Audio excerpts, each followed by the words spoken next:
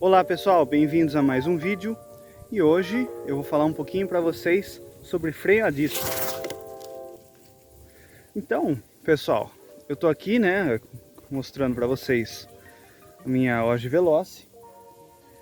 É uma bike que eu considero que tem freios eficientes, que ela já tinha freios eficientes de fábrica. Recentemente eu fiz um upgrade nela, então ela está com esses rotores XTR, a STEC, RTM98. E eu queria falar um pouquinho sobre freio para vocês. Então ela está aqui só para exemplificar, Na verdade, eu realizei um teste com 4 bicicletas minhas, Então eu vou mostrar um pouco para vocês a respeito desse teste.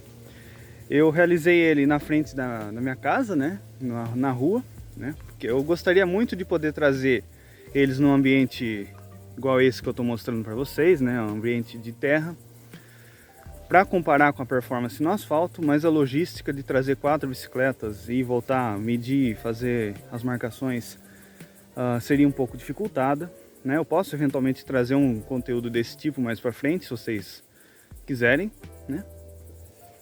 Mas vamos lá. Então eu comparei basicamente as 4 bicicletas que eu tinha à disposição, Todas elas têm sistemas de freios que eu considero eficientes, mas cada um é uma configuração diferente. Então, começando pela Ferro-Velo, ela tem um sistema de freio mecânico, são STI Claris 2400 puxando 2 pinças R517 com um rotor Shimano de 180 mm na frente e um genérico atrás. A Cannondale Flash tem freios XTR M985 com um par de rotores STEC de 160 mm.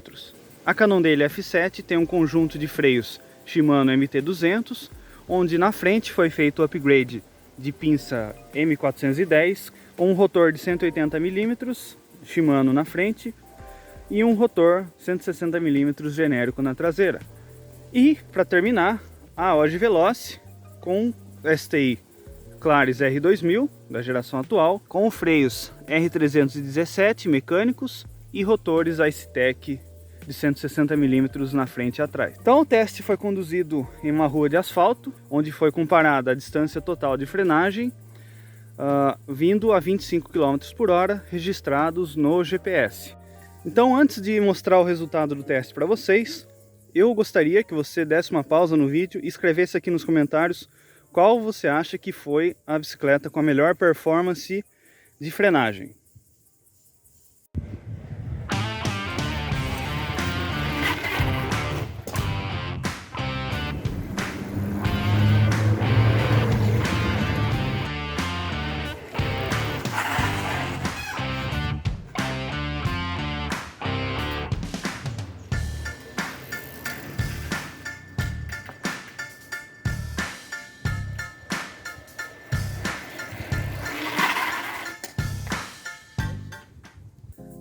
Como o nome do canal é Ciência em Duas Rodas, eu vou ter que ser cientista e um pouco criterioso em relação ao teste que eu realizei.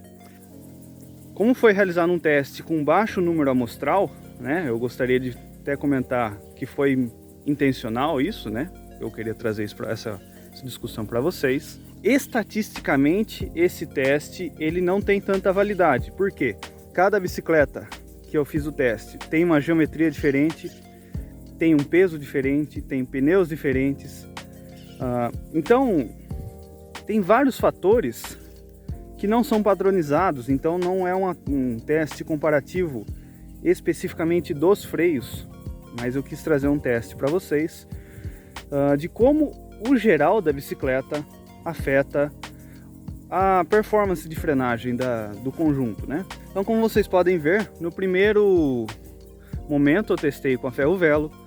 A Ferro-Velo percorreu uma distância X, A Veloce conseguiu ter uma performance melhor do que aquela distância. Logo em seguida, a Flash, a Cannondale Left, teve uma performance ainda melhor, novamente superada pela Cannondale F7, que teve um resultado mais abrupto, de uma frenagem consideravelmente mais abrupta. E eu quis trazer, eu quis realizar um teste novamente com a ferro velo, porque eu conheço a bicicleta, eu sei qual que é a performance de freio que aquele conjunto apresenta. Então, na segunda tentativa que eu fiz com a ferro velo, ela teve a frenagem melhor do que nas outras 3 bicicletas, né? Então isso é um pouco contraproducente, diz mais a respeito sobre tipo, estar acostumado com as condições do terreno, né? Então no último teste eu já estava acostumado com a rua, né?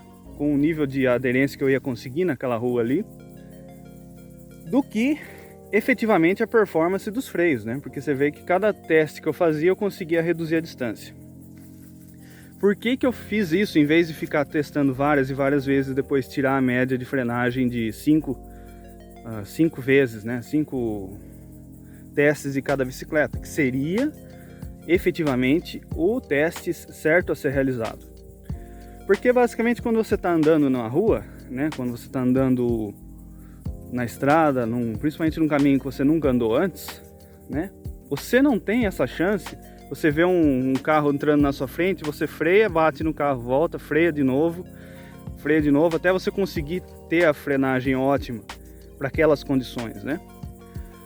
Então a experiência vai condizer, né? A experiência do ciclista vai fazer com que você chegue mais perto desse resultado ótimo de primeira vez, porque você já tem mais ou menos o conhecimento de como que é a frenagem da sua bicicleta em diferentes tipos de... Então eu tô falando e não cheguei em conclusão nenhuma, né? Basicamente, existem sim diferenças de performance efetivas entre os 4 conjuntos, né? Então, o que aconteceu, na verdade? Bom, o que diferencia cada tipo de freio daquele lá, né? Cada sistema, cada configuração dessas. Pela física, né? Em termos de dimensão de roda, e dimensão de disco e multiplicação de força do freio, o melhor sistema, né, que tem a frenagem mais potente é a Cannondale F7, a 26zinha, com os freios MT200, né, que são os mais simples da linha Shimano, e rotor RT56 de 180 mm na frente. Por ser aro 26, a roda é menor, então a efetividade do freio é maior, né, por causa do diâmetro total da roda, a alavanca que ela tem, a vantagem mecânica da alavanca é melhor para ela, né, é melhor no aro 26 que no aro 29. Ela tá com os discos maiores, né, que aumentam ainda essa vantagem mecânica do freio, e é um sistema hidráulico. O único sistema hidráulico que eu tenho em comparação seria a Cannondale Flash. Só que ela está com rotores menores, ela tem uma roda maior, né? E o sistema não está em plena performance, plenas condições ideais. Então o disco já está um pouquinho gasto, a pastilha está um pouquinho gasta também, já não era a original. Talvez houvesse alguma condição de contaminação naquele disco naquele momento. Então, efetivamente, ela tem um poder de frenagem melhor no asfalto. Então, lembrando que aquela bike está com pneus slick, pneus bem largos, né? Então ela tem bastante aderência no asfalto. Numa condição de terra como essa daqui, a Cannondale, tanto pelo pneu que está com cravos, pneu tubeless, que tem mais aderência naturalmente, por rodar com pressão mais baixa, e o fato de eu ter os freios XTR M985, que tem uma modulação de frenagem muito superior, indico que provavelmente numa situação de terra, na verdade provavelmente não, com certeza, em uma situação de terra, eu consigo empregar mais potência, né? Eu consigo empregar mais controle de frenagem do que a Cannondale. Vocês podem ver que ela, basicamente eu dei um RL, né? Eu dei aquela empinada. Nesse momento eu perdi totalmente o poder de frenagem da roda traseira e eu dependia somente da frenagem da dianteira. Só que eu não conseguiria empregar 100% da potência que aquele sistema tem. Tanto que assim, com um pouquinho de força que eu já empreguei naquela condição, eu já empinei a roda. Então eu tive que aliviar um pouco o manete, né? Com o objetivo de não cair de boca no chão, basicamente. Então, daquele sistema, eu posso ter uma vantagem mecânica gigantesca um poder de frenagem gigantesco, mas não necessariamente eu consigo empregar toda aquela potência em toda a situação, né? Mesmo em condições ideais, asfalto, seco, sabendo que eu vou ter que frear, mesmo assim eu não consegui empregar toda a performance que aquele sistema tem. É bom ter freio sobrando? É, porque eventualmente, como por exemplo eu vou mostrar imagens para você, aquela bicicleta anda carregada. Em carregada, ela, além de ela tender menos a empinar para frente por ter muito peso, o peso está deslocado mais para trás, né? Eu preciso ter mais poder de frenagem para replicar aquela mesma aceleração negativa que eu tive ali. Então eu acabo utilizando com a bicicleta carregada melhor o poder de frenagem dessa bicicleta.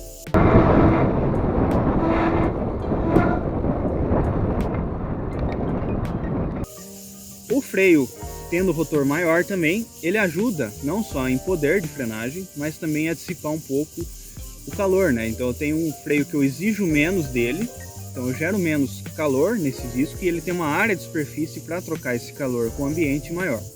Os rotores Icetec, tanto que eu tenho aqui na Oge Veloce quanto na Cannondale, são especificamente projetados para isso.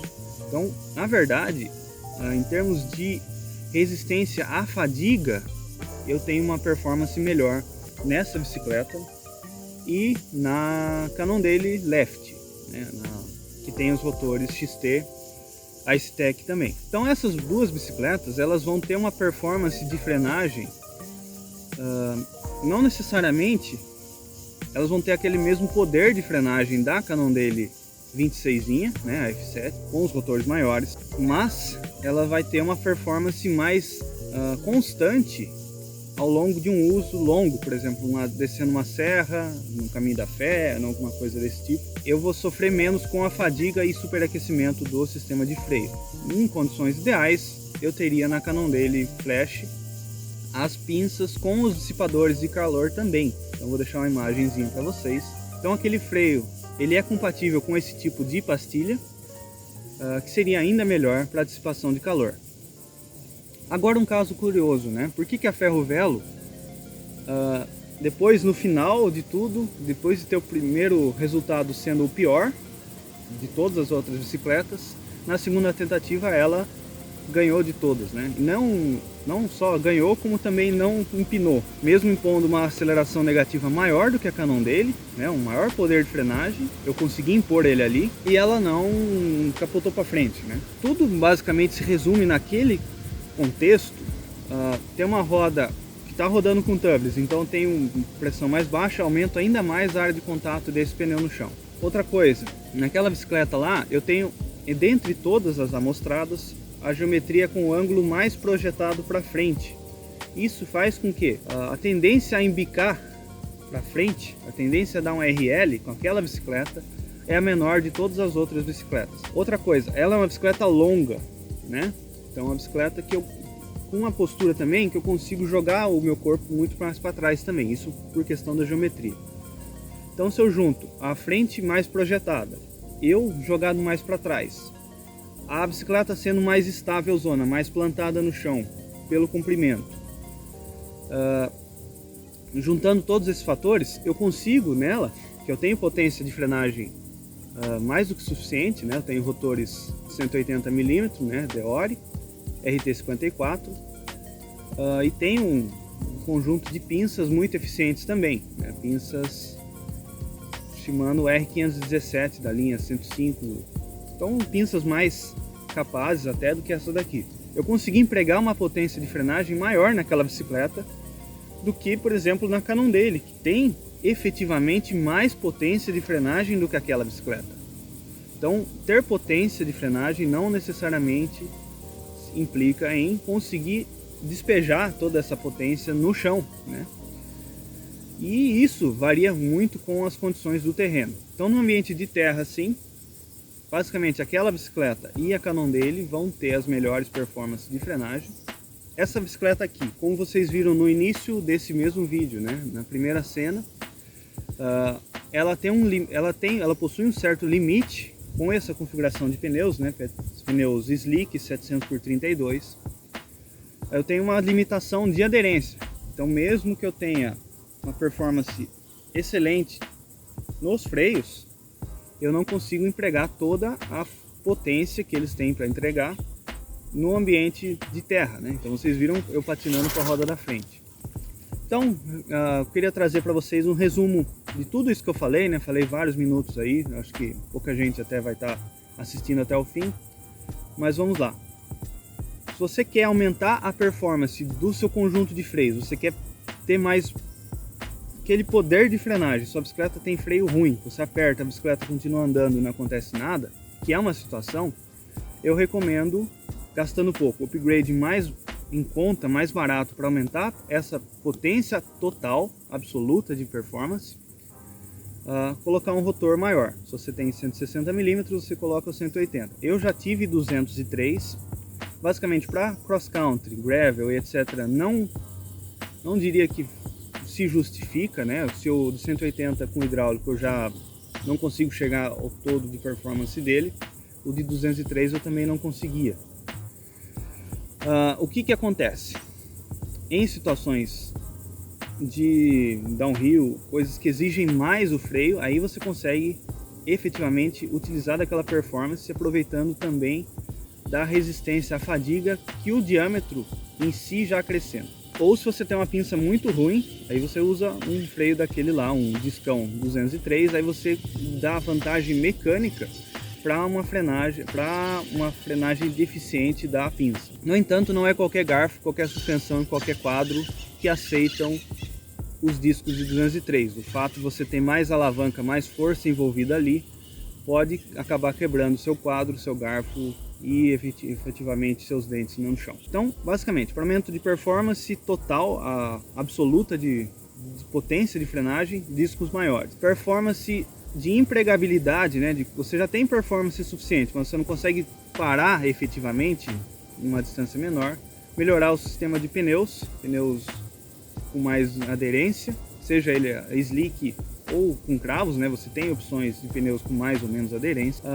Eventualmente investir no sistema tubeless para dar um ganho mais ainda de grip, né? Você rodar uma pressão mais baixa no pneu e praticar. Isso aqui é uma coisa importante. Às vezes você tem um freio top, eficiente, poderoso, pneus bons, mas você não consegue chegar no limite da performance que aquele sistema te oferece. Então, eventualmente treinar.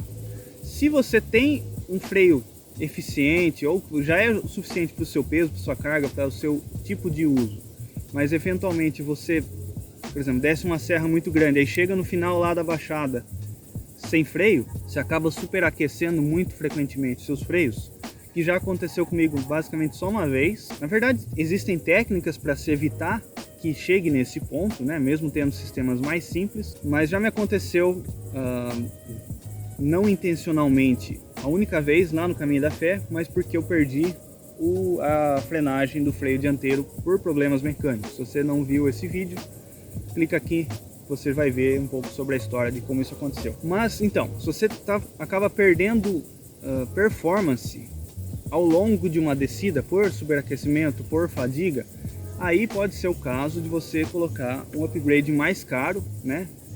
Dentre essas opções que eu comentei, o upgrade mais efetivamente caro, né, é colocar um sistema com rotores de dissipação de calor. Por exemplo, o Shimano Ice-Tech, que é o rotor que eu tenho nessa bicicleta e na Cannondale. Essa bicicleta aconteceu muito pouco de eu acabar perdendo um pouco de freio em uma descida de, sei lá, 6 km, né, de terra, que você acaba tendo que segurar mais. Então, eu acabei, por oportunidade de achar esses discos um preço bom e tal, e eu já precisar substituir os discos originais, acabei colocando nessa bicicleta. É um upgrade mais específico, mais caro, mas eventualmente pode trazer benefícios também.